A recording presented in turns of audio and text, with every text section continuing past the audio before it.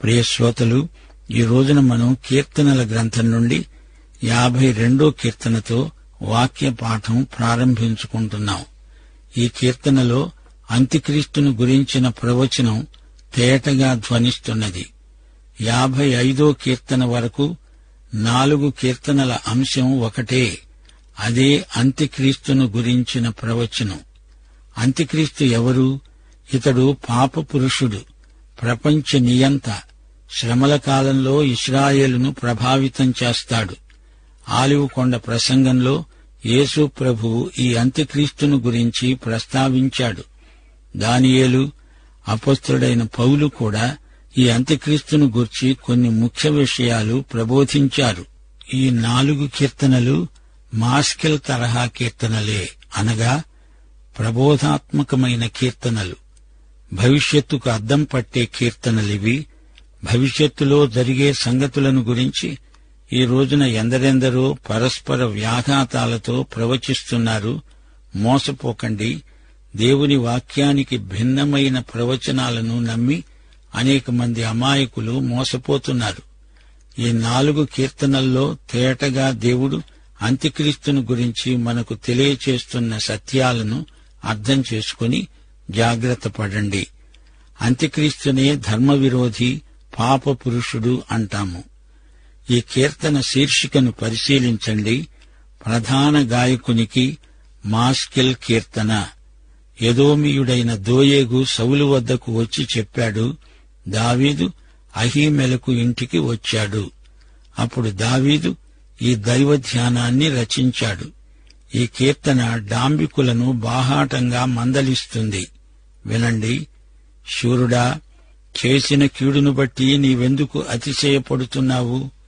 దేవుని కృప నిత్యమూ ఉంటుంది. పాపం చేసింది చాలక ఇంకా ప్రగల్భాలు పలుకుతున్నాడు. ఇది అంత్యక్రీస్తు లక్షణం.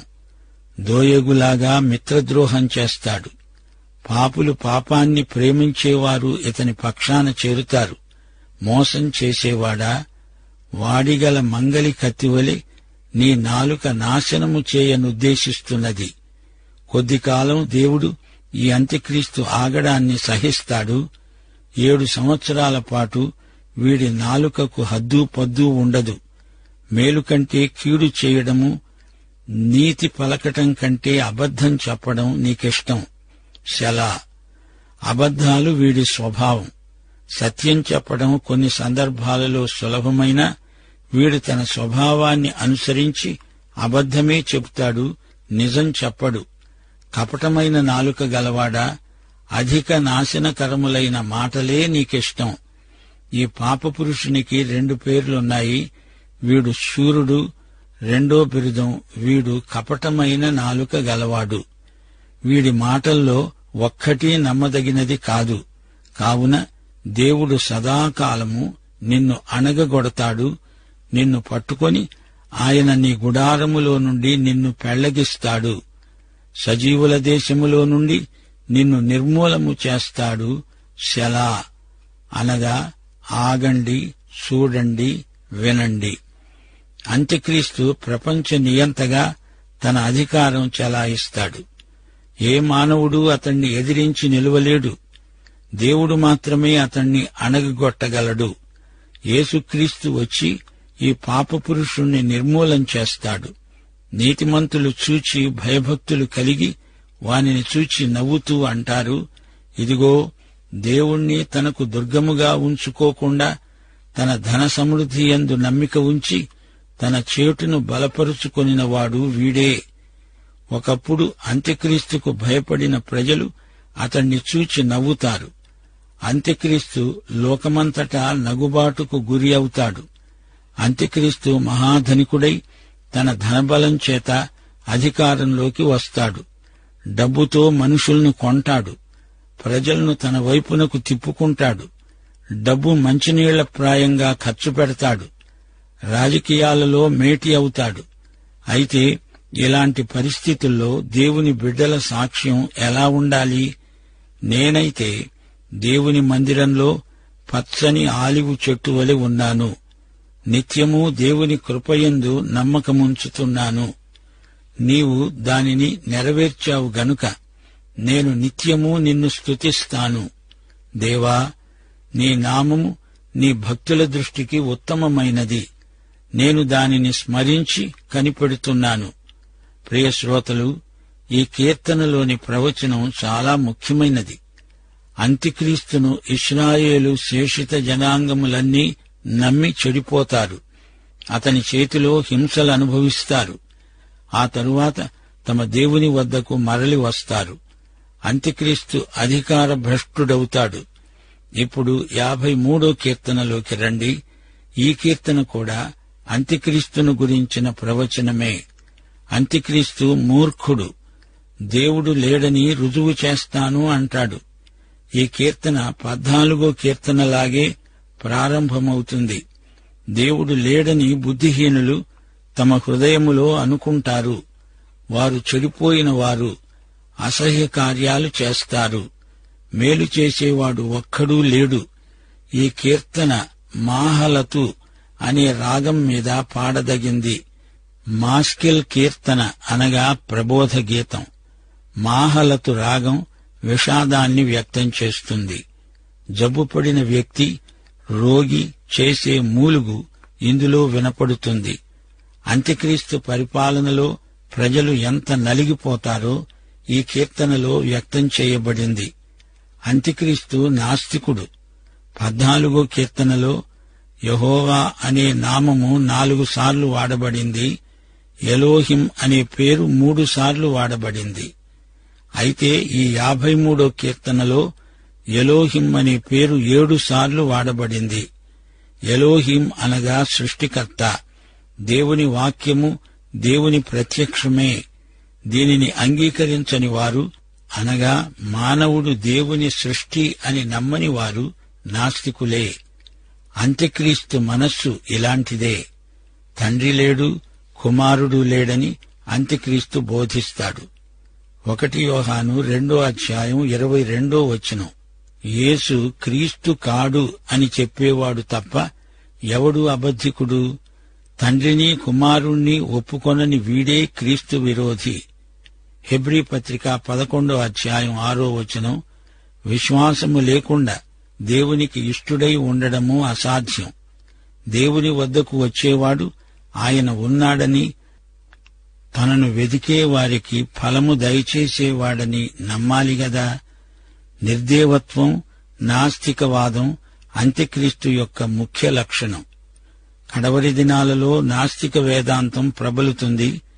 2 తెస్సలోని పత్రిక 2:4 ఏది దేవుడు అనబడుతుందో, ఏది పూజించబడుతుందో దానినంతటినీ ఎదిరిస్తూ, దానికంతటికి పైగా వాడు తనను తానే హెచ్చించుకుంటూ, తాను దేవుడనని తనను కనుపరుచుకుంటూ దేవుని ఆలయములో కూర్చుంటాడు. గనుక ఏ విధముగానైనా ఎవడూ మిమ్ములను మోసపరచనీయకండి. శేషిత జనాంగం దేవుని యందు విశ్వసించిన వారు ఏమంటారో 6వ చెప్పబడింది. సియోనులో నుండి ఇశ్రాయేలునకు రక్షణ కలుగునుగాక. దేవుడు చెరలోనున్న తన ప్రజలను రప్పించినప్పుడు యాకోబు హర్షిస్తాడు, ఇశ్రాయేలు సంతోషిస్తుంది. దేవుడు ఇశ్రాయేలును విడువలేదు. దేవుడు తన ప్రజలను రప్పిస్తాడు. అవి ఇశ్రాయేలుకు మంచి రోజులు. ఇశ్రాయేలుకు మహోజ్వలమైన భవిష్యత్తున్నది. ఇశ్రాయేలుకు దేవుడు ప్రత్యేకమైన దీవెనలు అనుగ్రహిస్తాడని ఆయన వాగ్దానమున్నది. బైబిలులోని ప్రవచనాలను అక్షరాలా నమ్మాలి. వాటికి ఆధ్యాత్మికమైన అర్థం చెప్పుకొని సరిపెట్టుకోకూడదు. సియోనులో నుండి ఇశ్రాయేలునకు రక్షణ కలుగునుగాక. దేవుడు చెరలో ఉన్న తన ప్రజలను రప్పిస్తాడు. ఈ మాటలు చిన్న పిల్లలు కూడా గ్రహిస్తారు. సియోను, యాకోబు, ఇశ్రాయేలు ఈ 3 మాటలను అక్షరార్థంగా గ్రహించాలి. దేవుడు ఈ ప్రవచన ప్రార్థనకు తప్పక జవాబిస్తాడు. తిరిగి ఇశ్రాయేలును దేవుడు ఒక జాతిగా ఉద్ధరిస్తాడు, దీవిస్తాడు. ఇప్పుడు 54వ కీర్తనలోకి రండి. అంత్యక్రీస్తు కాలంలో విశ్వాస సహితమైన ప్రార్థన ఈ కీర్తనలో చెప్పబడి ఉంది. ఈ కీర్తన చిన్నదైనా చాలా ప్రాముఖ్యమైనది. రాబోయే మహాశ్రమలను తలపింపచేస్తుంది. ఇశ్రాయేలు శేషిత ప్రజ ఆ రోజున ఈ ప్రార్థన చేస్తారు. అన్యజనాంగాలు కూడా ఇదే ప్రార్థనతో ఏకీభవిస్తారు. ఈ కీర్తన ప్రధాన గాయకునికి తంతివాద్యములతో పాడదగిన నెగినోతు కీర్తన. మాస్కిల్ అనగా ప్రబోధ గీతం. జీఫీయులు వచ్చి దావీదు మాలో దాగి ఉన్నాడు కాడా అని సౌలుతో చెప్పినప్పుడు దావీదు రచించిన దైవధ్యానం. నెగినోతు అనేది తంతివాద్యం, మాస్కిల్ అనగా ప్రబోధం. జీఫీయులు దావీదును మోసం చేశారు. 1 సమూయేలు 23వ అధ్యాయంలో వివరాలున్నాయి. దేవా, నీ నామమును బట్టి నన్ను రక్షించు, నీ పరాక్రమమును బట్టి నాకు న్యాయం తీర్చు. దేవా, నా ప్రార్థన ఆలకించు, నా నోటి మాటలు చెవిని బెట్టు. దావీదుకు ఎలా ద్రోహం జరిగిందో అలాగే రాబోయే మహాశ్రమల కాలంలో సహోదరుడే సహోదరునికి ద్రోహం చేస్తాడు. దావీదును మోసగించిన వారు దుర్మార్గులు.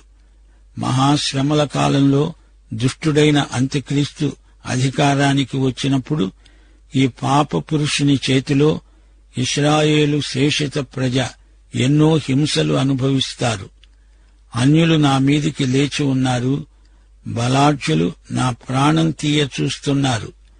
వారు తమ ఎదుట దేవుణ్ణి ఉంచుకున్నవారు కారు. సెలా. దావీదు ప్రాణాపాయ స్థితిలో ఉన్నాడు. ఇశ్రాయేలు శేషిత జనాంగము కూడా అదే స్థితిలో ఉంటారు. అయితే దేవుని యందు ఆయన ప్రజలు తమ విశ్వాసాన్ని దృఢపరుచుకుంటారు. 4వ వచనం. ఇదిగో, దేవుడే నాకు సహాయకుడు, ప్రభువే నా ప్రాణమును ఆదరించేవాడు. నా శత్రువులు చేసే కీడు ఆయన వారి మీదికి రప్పిస్తాడు. దేవా, నీ సత్యమును బట్టి వారిని నశింపచెయ్యి. స్వేచ్ఛార్పణలైన బలులను నేను నీకు అర్పిస్తాను. యెహోవా, నీ నామము ఉత్తమము, నేను దానికి కృతజ్ఞతాస్తుతులు చెల్లిస్తున్నాను. ఆపదలన్నిటిలో నుండి ఆయన నన్ను విడిపించి ఉన్నాడు. నా శత్రువుల గతిని చూచి నా కన్ను సంతోషిస్తున్నది. జీఫీయుల బారి నుండి దేవుడు దావీదును తప్పించాడు. అలాగే ఇశ్రాయేలును అంత్యక్రీస్తు బారి నుండి తప్పిస్తాడు. దేవుని వాగ్దానాలు ఎంతైనా నమ్మదగినవి. ప్రియ శ్రోతలారా, ఇప్పుడు 55వ కీర్తనలోకి రండి. ఈ కీర్తనలో అంత్యక్రీస్తు కాలంలో రానున్న చీకటి రోజులు ప్రవచించబడి ఉన్నాయి. అంత్యక్రీస్తును గురించిన 4 కీర్తనల్లో ఇది చివరిది. మహాశ్రమల కాలాన్ని ప్రవచిస్తున్నది. ఈ కీర్తనలో అంత్యక్రీస్తు నిజస్వరూపం తేటగా కనపడుతున్నది. ప్రధాన గాయకునికి తంతివాద్యముల మీద పాడదగిన నెగనోతు కీర్తన. మాస్కిల్ అనగా ప్రబోధ గీతం. దావీదు రచించిన కీర్తన దైవధ్యానం. దావీదు కుమారుడైన అబ్షాలోము తిరుగుబాటు చేశాడు. దావీదు యెరూషలేము నుండి పారిపోతున్నాడు. ఎందుకనగా తనను బట్టి యెరూషలేము నగరం ధ్వంసం కావడం అతనికిష్టం లేదు. గుహలలో తలదాచుకోవడానికి వెళుతున్నాడు. ఇంతలో ఒక వార్త వచ్చింది. తన మంత్రివర్గంలో ముఖ్యుడైన తన స్నేహితుడైన అహీతోపెలు అబ్షాలోము పక్షాన చేరాడు. దావీదు ఎంతో బాధపడ్డాడు. అహీతోపెలు కోసం ప్రార్థించాడు. దావీదు ఆలివు చెట్ల కొండ ఎక్కుతూ ఏడుస్తూ తల కప్పుకొని పాదరక్షలు లేకుండా కాలినడకన వెళ్లాడు. అతని వద్ద ఉన్న జనులందరూ తలలు కప్పుకొని ఏడుస్తూ కొండ ఎక్కారు. అంతలో ఒకడు వచ్చి అబ్షాలోము చేసిన కుట్రలో అహీతోపెలు చేరి ఉన్నాడని దావీదుకు తెలియచేయగా దావీదు ప్రార్థన చేశాడు. దేవా, అహీతోపెలు యొక్క ఆలోచనను చెడగొట్టు. దేవుడు దావీదు ప్రార్థనకు జవాబిచ్చాడు. మా శ్రోతలు ఈ చరిత్రను జ్ఞాపకముంచుకొని ఇప్పుడు ఈ కీర్తనలోని ముఖ్య వచనాలను ధ్యానించాలి. దేవా, చెవియొగ్గి నా ప్రార్థన ఆలకించు. నా విన్నపానికి విముఖుడవై ఉండవద్దు. నా మనవి ఆలకించి నాకు ఉత్తరమియ్యి. నేను చింతాక్రాంతుడనై విశ్రాంతి లేక మూలుగుతున్నాను. నన్ను నా స్నేహితుడు మోసగించాడు. నా మనస్సు వికలమైపోయింది. వారు నా మీద దోషం మోపుతున్నారు. శత్రువుల శబ్దమును బట్టి, దుష్టుల బలాత్కారమును బట్టి నా గుండె నాలో వేదన పడుతున్నది. మరణ భయము నాలో పుడుతున్నది. దిగులు, వణుకు నాకు పుడుతున్నాయి.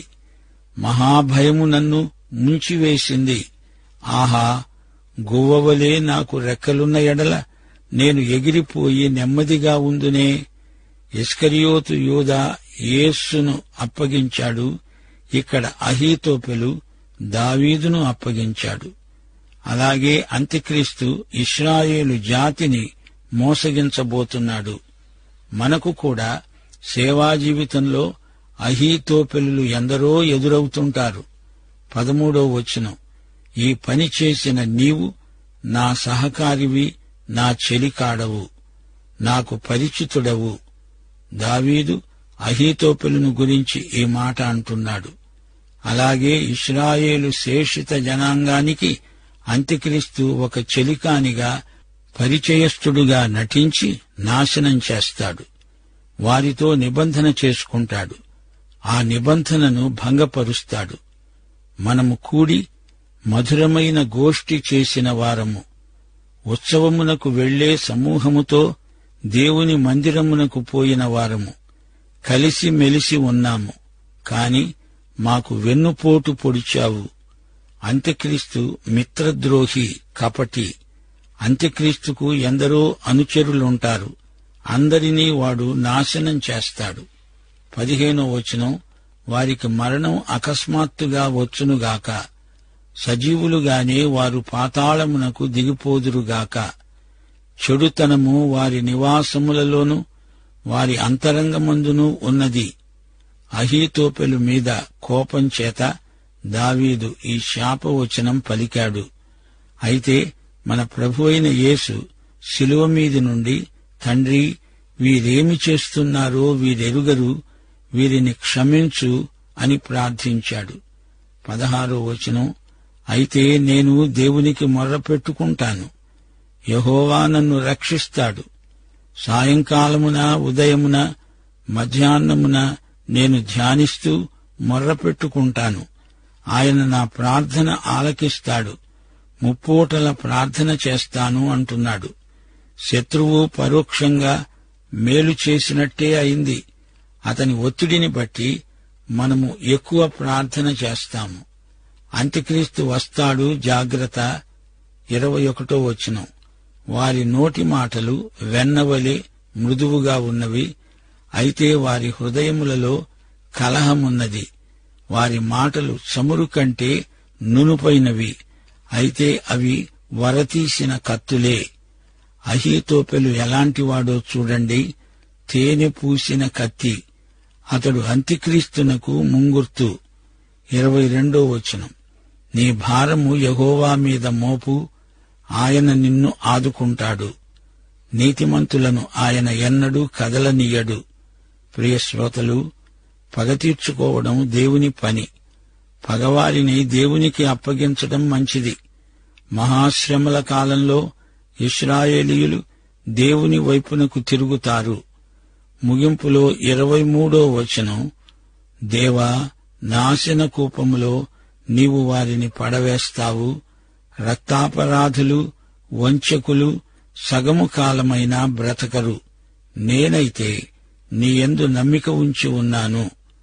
పాఠం ఇంతటితో సమాప్తం. ప్రియ శ్రోతలు, ఈరోజు పాఠంలో ముఖ్యాంశాలున్నాయి, గమనించండి. అంత్యక్రీస్తు పాపపురుషుడు, ధర్మవిరోధి. యేసుక్రీస్తు పరిశుద్ధుడు, పాపరహితుడు. యేసుక్రీస్తునందు పరిశుద్ధాత్మ ద్వారా అంత్యక్రీస్తును జయించగలం. పాపపురుషునికి 2 పేర్లున్నాయి. 1 శూరుడు, 2 కపటమైన నాలుక గలవాడు. పాపపురుషుడు శక్తి గలవాడు. మనలో ఉన్నవాడు యేసు. లోకములో ఉన్న వారందరికంటే యేసు గొప్పవాడు. దేవుని వాక్యము దేవుని ప్రత్యక్షమే. యేసునందు దేవుడు మనకు ప్రత్యక్షమయ్యాడు. యేసునందు దేవుని స్వరం మనకు వినపడింది. దేవుని స్వరూపం మనకు కనపడింది. అహీతోపెలు దావీదును అప్పగించాడు. మనము యేసును నమ్ముకొని ఆయన ఆజ్ఞలకు లోబడి బ్రతకాలి. దావీదు యేసుక్రీస్తుకు ముంగుర్తు, అహీతోపెలు అంత్యక్రీస్తుకు ముందు గుర్తు. యేసుక్రీస్తును కలిగిన వారు మాత్రమే అంత్యక్రీస్తును జయించగలరు. దేవుడు మిమ్మును దీవించునుగాక. ఆమేన్.